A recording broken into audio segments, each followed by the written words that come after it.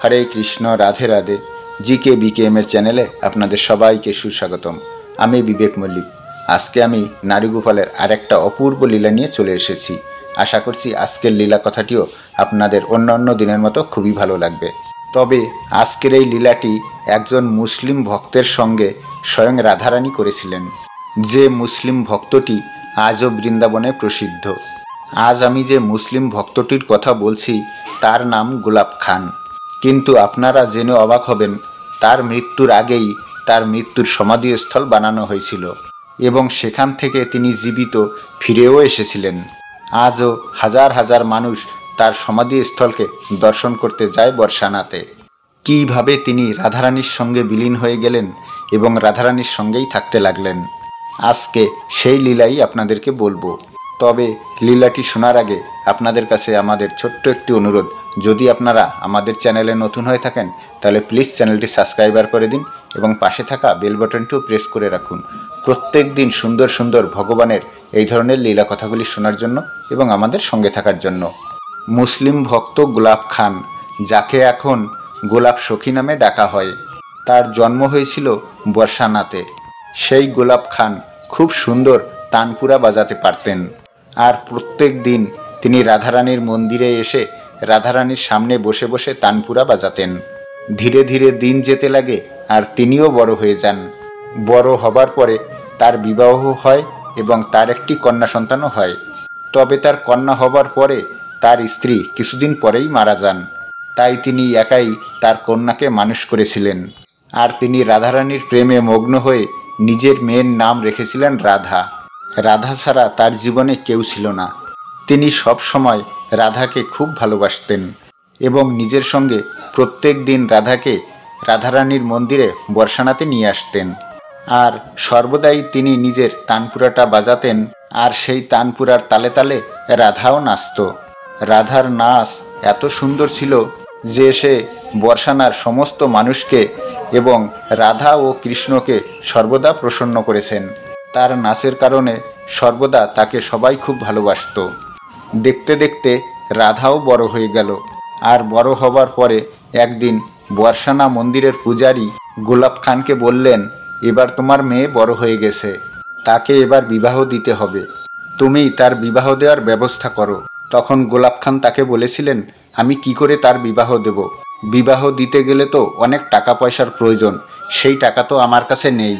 তখন পূজারী গোলাপ খানকে বলেছিলেন, না, তুমি পাত্র তো দেখো, সব কিছু রাধারানীর কৃপায় দেখবে ঠিক হয়ে যাবে।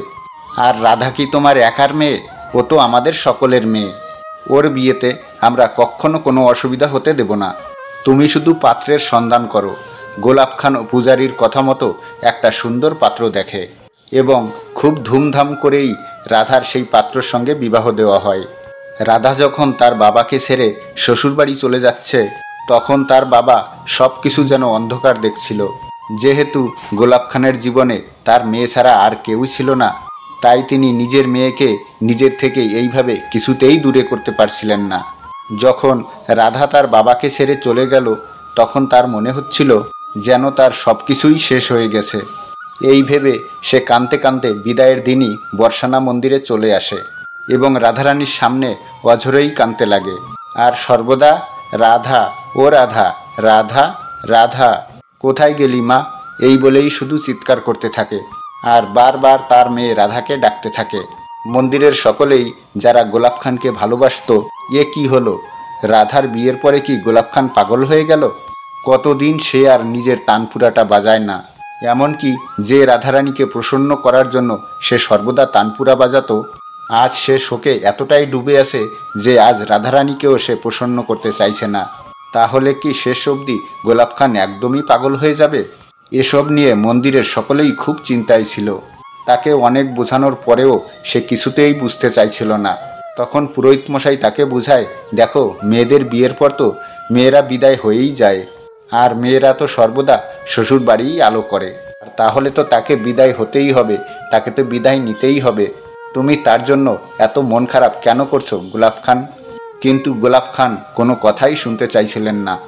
রাধার বিয়ের 4 দিন পার হয়ে গেছে, কিন্তু সেই বিদায়ের দিন তিনি রাধারানীর সামনে এসে বসেছেন আর নরেননি চরেননি, 4 দিন ধরে তিনি রাধারানীর সামনে ঠাই বসে আছেন, এমনকি তিনি কিছু খাওয়া দাওয়াও করেননি।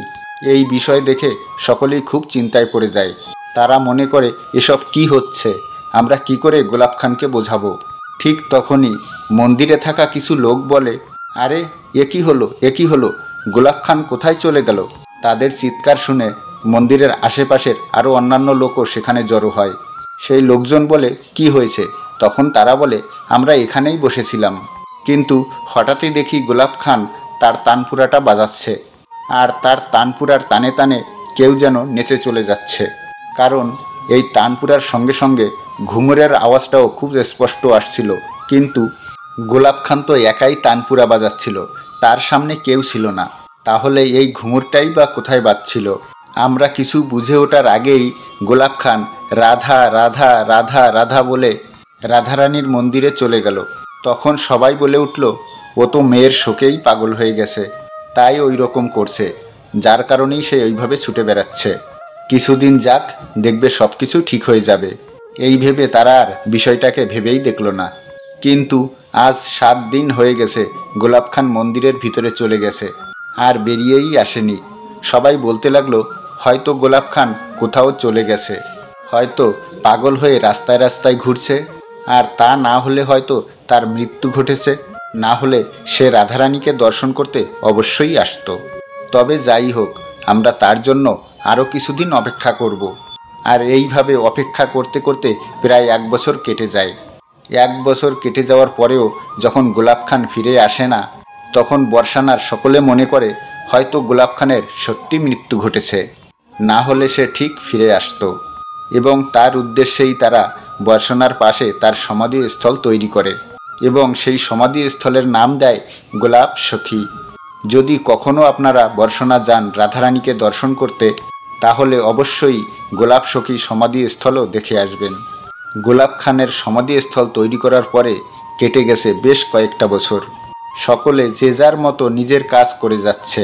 হঠাৎই একদিন মন্দিরের পূজারী রাধারানীকে ভোগ নিবেদন করে বাইরে আসছিলেন।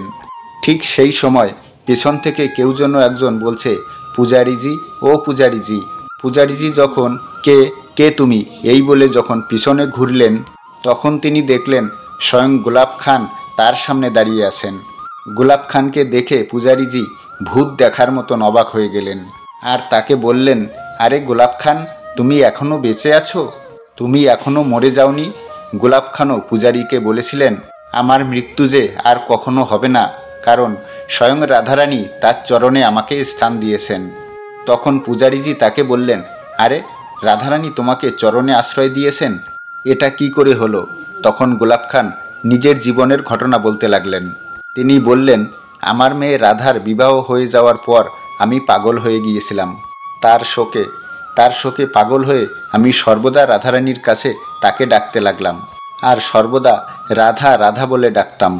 এইভাবে রাধা রাধা ডাকতে ডাকতে কতদিন যে কেটে গিয়েছিল সেটা আমি নিজেও জানি না। তবে হঠাৎ করেই আমি যখন রাধে রাধে বলে ডাকছিলাম, তখন হঠাৎ করে পিছন থেকে আমায় বলল, বাবা, ও বাবা, তুমি কাঁদছো কেন? এই তো আমি চলে এসেছি, তুমি তানপুরা বাজাবে না? আমি নাচবো না? এই বলে সে আমার হাতে তানপুরাটা তুলে দেয়, আর আমি তানপুরা বাজাই, সে নাচতে লাগে। কিন্তু সেদিন তার পায়ের ঘুঙুরের শব্দ একদমই আলাদা ছিল, আর সেই আওয়াজ এতটাই মনকে স্পর্শ করছিল যে তার তোড়ার আওয়াজ আমার হৃদয়কে স্পর্শ করছিল। যখন তার নৃত্য দেখার জন্য আমি নিজের চোখ তুললাম, তখন দেখলাম এ আমার মেয়ে নয়, ইনি স্বয়ং রাধারানী, যে আমার কষ্ট, আমার কাতর সহ্য না করতে পেরে স্বয়ং আমার মেয়ে রূপে আমার কাছে চলে এসেছেন। আর যখন আমি বুঝতে পারলাম ইনি স্বয়ং রাধারানী, যে আমার তানপুরার তালে নেচে চলেছেন, তখন আর আমার আনন্দের কোনো সীমা ছিল না। তাই আমি রাধে রাধে বলে বলে তার পিছু ছুটছিলাম। আর আমি যত ছুটে যাচ্ছি, রাধারানী তত জোরে জোরে ছুটছে। আর এইভাবে তিনি আমাকে নিয়ে চললেন নিজের সঙ্গে। আমি তো এইমাত্র রাধারানীকে তানপুরা শুনিয়ে তোমার সঙ্গে দেখা করতে এলাম। তোমার যদি বিশ্বাস না হয়, তাহলে দেখো, রাধারানী নিজের ভোজনটা শেষ করে তার পানটা আমার হাতে দিয়েছে। পুরোহিত মশাই দেখলেন সত্যি গোলাপ খানের হাতে একটা পান ছিল। এই পানটা তিনিই তৈরি করেছিলেন। এবং রাধারানীর ভোগে এই পানটা তিনিই দিয়েছিলেন। ঘটনাটি দেখার পর পুরোহিত মশাই সেইখানে গোলাপ খানের সামনে হাঁটু গেড়ে বসে পড়েন। তিনি তখন গোলাপ খানকে বলেন, আমরা এতদিন পুজো করেও রাধারানীর স্বয়ং দর্শন পেলাম না গোলাপ খান। তুমি কতই না পুণ্যি করেছো, যার কারণে রাধারানী তোমাকে স্বয়ং নিজের কাছেই আশ্রয় দিলেন। তখন গোলাপ খান বলেছিলেন, আমি তো এক হতভাগ্য বাবা। নিজের মেয়ের দুঃখে আমি রাধা রাধা বলে কাঁদছিলাম, কিন্তু রাধারানী আমার সেই কষ্টও সহ্য করতে পারেননি। তাই তিনি আমার কষ্ট দূর করতে তিনি নিজের সঙ্গেই আমাকে নিয়ে চলে গেলেন। পুরোহিত মশাই তাকে জিজ্ঞাসা করেছিলেন, আচ্ছা গোলাপ খান, তুমি এখন কোথায় থাকো? তখন গোলাপ খান বলেছিলেন, তোমরা যে আমার জন্য সমাধি তৈরি করেছো, আমি সেই সমাধিতেই থাকি।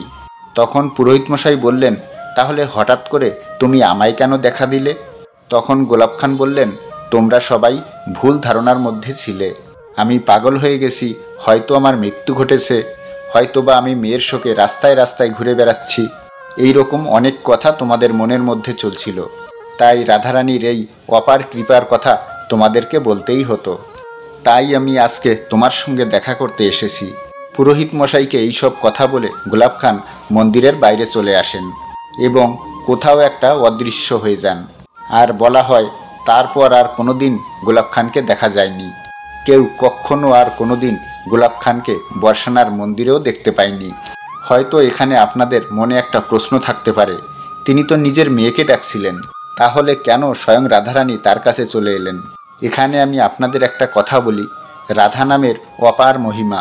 কারণ যখন আমরা রাধা নাম উচ্চারণ করি, তখন রাধারানীর সামনে চলেন বিষ্ণু, এক পাশে ব্রহ্মা, আরেক পাশে ইন্দ্র, এবং বরুণদেব স্বয়ং রাধারানীর মাথায় ছাতা ধারণ করেন। তাই রাধারানী মহান শক্তির উৎস। তার নামের এত মহিমা এবং এত শক্তি, কেউ যদি ভুলবশত রাধারানীর নাম একবার উচ্চারণ করে, তাহলে তারও উদ্ধার হয়ে যায়। একবার ভেবে দেখুন, গোলাপ খান তো 4 দিন একবার নয় বারবার রাধারানীকে ডেকেই চলেছিলেন। তাহলে রাধারানী কি করে তার কাছে না এসে থাকতে পারত? কথায় আছে, কষ্ট না করলে কেষ্টকে পাওয়া যায় না। কিন্তু আমাদের রাধারানী এতই দয়াময়, এতই উদার মনের, একবার যদি তার নাম আমরা মন থেকে প্রাণ থেকে প্রেম করে ডেকে নিই, তাহলে তিনি চলে আসেন নিজের ভক্তের কাছে।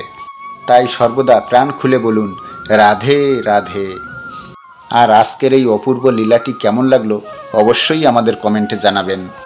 আর ভিডিওটা ভালো লাগলে একটা লাইক দিয়ে একটু বেশি বেশি করে শেয়ার করে দিন, যাতে সকলে রাধারানীর এই অপূর্ব লীলা কথাটি জানতে পারে। আর আপনার সঙ্গেও যদি ঘটে থাকে রাধারানীর এমন কিছু লীলা যেটা আপনি আমাদেরকে শেয়ার করতে চান, তাহলে আপনাকে যেতে হবে আমাদের চ্যানেলের অ্যাবাউট সেকশন অথবা ডিসক্রিপশন বক্সে। সেখানে দেখবেন আমাদের ইমেল আইডি মেনশন করা রয়েছে। সেই ইমেলে আপনারা লিখে অথবা ভয়েস রেকর্ডিংয়ে পাঠাতে পারেন। তাহলে এই চ্যানেলের মাধ্যমেই আপনার লীলা কথাটি আমরা প্রকাশ করব।